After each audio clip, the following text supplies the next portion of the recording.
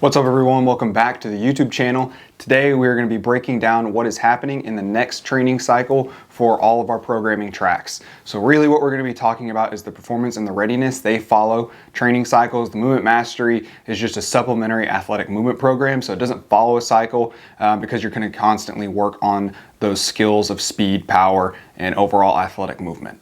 So I've got a lot of notes here. I'm going to be bouncing back and forth between my computer and looking back at you guys. So just bear with me here. We're going to dive right into what's the overview of this 10-week cycle. So this is going to be a 10-week cycle over athletic-based performance training for law enforcement. So this is a derivative of the tier system by Joe Ken. He's a longtime strength coach, worked in the NFL for a long time. He actually wrote one of my favorite books, The Coach's Strength Training Playbook. And that was one of the first books I ever read to really dive into the nuances of strength and conditioning. Really good book. If you are a performance coach or PFI or anything like that and you're wanting to learn a little bit more, it's a great book to start with. There's a lot of other books that we can provide recommendations for, but I really like that book. It's a good start. The objective of this training cycle is to develop high-level performance metrics while facilitating optimal readiness to display abilities. In short, that means we're just going to train just hard enough so that we can grow and make progress, but not too hard to where we're incapacitated for whatever goes on the rest of the day. If you train in the mornings, you don't want to be set up for failure for the rest of the day where you can't actually perform. We want to be able to do our job to the best of our abilities, and to do that, we have to take strength and conditioning as it is just a small piece of the pie. It's not the main thing. We all like to lift and we all like to train hard, but if we're training so hard to where we can't express those abilities that we're training for on the main thing, which is the job, then what's the point? Goals of the program are to develop injury resilience is number one, and then number two is going to be increased performance. Our main objective is to develop athletes in law enforcement.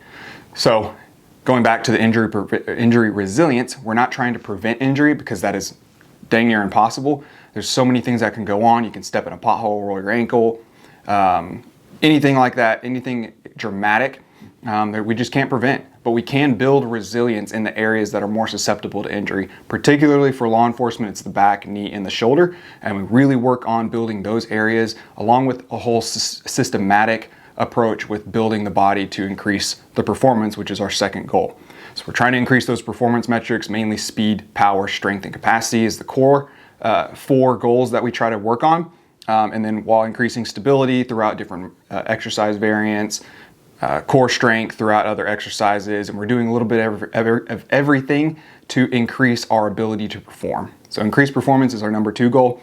And then of course, all of this is built around developing athletes. So diving into the cycle breakdown, we're gonna work through this 10-week cycle in 2 5-week blocks. So we're gonna have 4 working weeks and then a deload week, 4 working weeks and then another deload week, and that'll be the 10-week cycle. Each week's gonna progress through a moderate, high, low undulating cycle. So Monday is gonna be our moderate day. Tuesday is gonna be our high intensity day. Wednesday is gonna be more of a low intensity skill-based day, and it's gonna recycle through the rest of the week. Thursday moderate, Friday high, Saturday low. Next piece we're gonna cover is the week structure. So for the performance track, Monday is gonna be our moderate intensity day. We're gonna be working acceleration and heavy power. And then Tuesday is gonna be our high intensity day. We're gonna work a little bit of power to prime the system. We're gonna do our main strength movement, which we're gonna be focusing on the squat here. And then we'll hit some upper body accessories, and then you'll have an optional work capacity piece. Wednesday is gonna be our low intensity day. This is going to be more skill-based. We're going to be working on our agility and change of direction, as well as our aerobic capacity here. So it's not near as intense. You'll need some high-quality reps for the change of direction, so a lot of focus here. And then you're just going to get a little bit of out of breath and get a sweat on for the aerobic capacity piece. Thursday is going to be back to our moderate intensity day. We're going to hit a little bit of light power work, and then we're going to mainly hit accessory work. So a total body lift, hitting a little bit of everything. Working on some minor movements that we don't typically hit, but they're going to amplify what we do in the strength movements. Friday is going to be back to another high intensity day. It's an all-around day for us here. We're going to hit max velocity for our speed work, then we'll get into our strength work. The main focus is going to be the deadlift or lower body pulling, and then we're going to hit a sandbag focused work capacity piece to close out those days. And then Saturday is going to be our lower intensity day. It's going to be either a makeup day or a supplementary work, some zone 2, prehab, rehab, or mobility work, whatever you need. It's just going to be an overall low intensity day to help facilitate recovery. For the readiness track, we're going to be alternating between a high and then a moderate/low for each day. So Monday is going to start off, it's going to be our high intensity day. We're going to hit our accelerations and then a total body lift here. Going to be focused on the strength movements. And then we're going to get into Tuesday, which is going to be a moderate or a low, depending on how hard you want to push it. It'll be focused on anaerobic work capacity. So shorter duration, anywhere from 5 to 10 minutes. And we're going to be really pushing hard on these things. It could be a sprint style, it could be a standard AMRAP or EMOM or anything like that. It'll just be a little bit higher intensity work output here. Then we get into Wednesday, which is going to be a higher intensity day. It is a total body day again. We're going to be working on the change of direction, which is going to really tax our legs. It's lower body dominant with the eccentrics and the loading portions of changing direction. And then we're going to finish with the back half of an upper body strength lift. Thursday is going to be down to a low or a moderate intensity day, more so on the low side. It's going to be our aerobic capacity day. So a lot of good warm-up work, prep work, muscle activation, and then we'll get into the aerobic capacity pieces here. And then Friday is going to be back to another high intensity day. This is going to be max velocity and lower body strength. So how we split this week is Monday is a total body lift, Wednesday is an upper body lift, and then Friday is our lower body lift. Reason being is because we want to be able to hit our legs hard, but not to set us up for failure for the rest of the week where we're spending a lot of time recovering. Most people do have weekends off, and so you can use the next 2 days for recovery to get your legs back under you and then start the week off right again. And then Saturday is going to be our low/moderate intensity day based off of how you choose to go about that day. It's going to be our supplementary Saturday. It's going to be 4 options, and they're going to be different things that we just can't fit in that are from the performance track that we just roll over to Saturday as our supplemental day. So one option is going to be a zone 2 cardio, then you have another work capacity piece, and then you have an option for an arm farm, which is going to be biceps, triceps, and shoulders. And then you'll have some prehab work that's going to really focus on the back, knees, and shoulders, those injury-prone areas for law enforcement. And then you'll have your cool down and everything like that, all the mobility work, just to help you feel good. So you can take it as you want to do some extra work, or you can just use it as an active recovery day or a complete off day. Of course, every Sunday is going to be a complete rest day for all programs. We want this day to be used to recover, spend time with family, reset yourself, recover from the week, and set yourself up for the next week. Day to day, the general structure is going to start off with prep and warm up. We always want to start off with prep. You don't want to just jump into the workout. You're not going to see as many gains. You're not going to see as good production of your performance. You're not going to have as good output if you don't warm up. So we're going to start off with a good warm up, prep and warm up. Could be anything just like hopping on a bike, getting the blood flowing, doing some mobility work, lift prep, or it could be our dynamic warm up, which is what we're going to do on all 3 of the movement days, which is Monday, Wednesday, and Friday. So prep and warm up. Then we'll get into our speed and power work.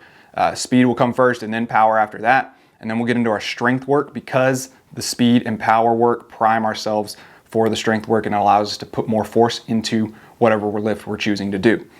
From there, we've used up a lot of energy. We're going to use the rest of the workout for either accessory work or work capacity pieces. So the general structure is going to follow that. Obviously for the readiness track, you're going to have Tuesday and Thursday, which is just work capacity, but we're still going to follow that progression. We're going to hit prep, warm up, a little bit of power to prime the system, and then get into the capacity pieces here. But generally, you're going to follow that overall template. For the strength portions, our goal is to make gains as much as we can without overreaching and creating so much soreness that we're not able to perform at our best. But it could also be maintenance work if you're not feeling your best going into that training session. So our goal is to hit about 85%. Could be anywhere from 80 to 90% based on how you feel. And the total volume for this is going to be about 10 to 15 good quality reps at that weight. For the volume work, we're going to be mixing in true hypertrophy style training, so 10 to 15 reps at a lighter weight. We're just banging out reps. And then we're also going to be using tempos to get that time under tension. So you can get the same time under tension with less reps by utilizing tempos, so slow eccentric down, good pause, slow concentric up. Any combination of those is we're going to be mixing that in on those main Thursdays for the performance track and then sprinkled throughout the readiness track on our accessory work. So we're going to be using that time under tension as tempos to really work on instabilities and creating good positions and being strong throughout the whole range of motion. And then for our capacity work, we're going to be hitting a little bit of everything each week. So Tuesday, as I said, for the performance track is an optional day. Reason being is because you're going to get 3 good sessions in throughout the week. So if you're not feeling super froggy and you really spend a lot of energy on those strength movements, then cut the capacity out. It's totally fine. We'll get in that aerobic capacity on Wednesday. You'll hit another short anaerobic capacity focused with the sandbags on Friday, and then you'll have your option for zone 2 on Saturday. If you're short on time, just follow the alphabet. We really focus on residual training effects for the order of value in terms of workouts. Everything is important, so we're not going to say least important to most important, but most bang for your buck and most value in terms of what you're training for specifically. So residual training effects is essentially how long a desired training effect will last if you don't train it. So speed and power is going to be about a week, so you can train it one time a week and be okay and have about the same performance week to week. If you go over that, you're going to start declining. In reality, strength and aerobic capacity, so that longer distance or capacity, so your zone 2, anything over 10, 15, 20 minutes, you can go a month in between it and still perform about the same way. And then you have your repeat power and your volume work, which will last about 2 weeks. And so we program with speed and power at the front, so if that's all you get, that's okay. That is the most valued thing you can possibly do. Everything else is essentially a bonus. The strength amplifies how you move, and then the capacity supports that and amplifies your ability to recover and all those things. So if you run out of time, chop it off, make a note. You can bump it over to Saturday, which is your makeup day on the performance track, or you can just use it as those supplemental pieces for the readiness track. So in reality, that speed, power, and strength is the main pieces we want to get. Everything else is a bonus. And then if you can't get to it, just shift it over to Saturday. So wrapping everything up, we're gonna be doing an athletic-based performance training for law enforcement over the next 10 weeks. We're gonna be hitting a little bit of everything, really focusing on the speed, power, strength, and capacity. Okay, those are our 4 core pieces that we wanna train and be better at our jobs. We're gonna be training a very well-balanced program for this next 10 weeks. As we progress through the next year, we're going to add some biases. So we'll do a little bit more strength work, a little bit more capacity work, a little bit more speed and power work as we progress through the year. But this is going to be our core program that we resort back to because it is most balanced and provides the most bang for your buck, most benefit for what you do on the job. So if you have any questions, please feel free to reach out to us. If you're on the training app, reach out through the Train Heroic DMs. I see those messages like a text message, so I can respond fairly quickly.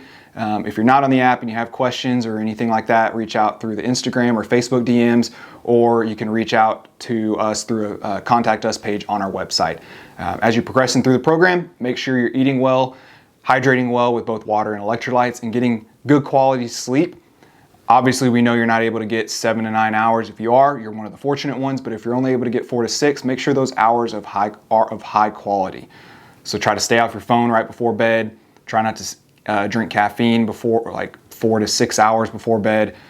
Make sure you're turning those lights down and not having a lot of light stimulation before you go to bed, and then try to quiet your mind right before bed as well. So make sure those hours are of high quality. That'll facilitate a lot more recovery than any other method you can possibly think of. Keep training hard, keep recovering harder.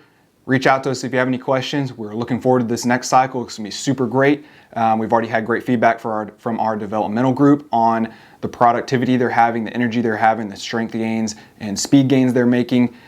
So we're looking forward to seeing those same things and same results for you guys. Again, if you have any questions, please feel free to reach out. Until next time, stay safe, train smart.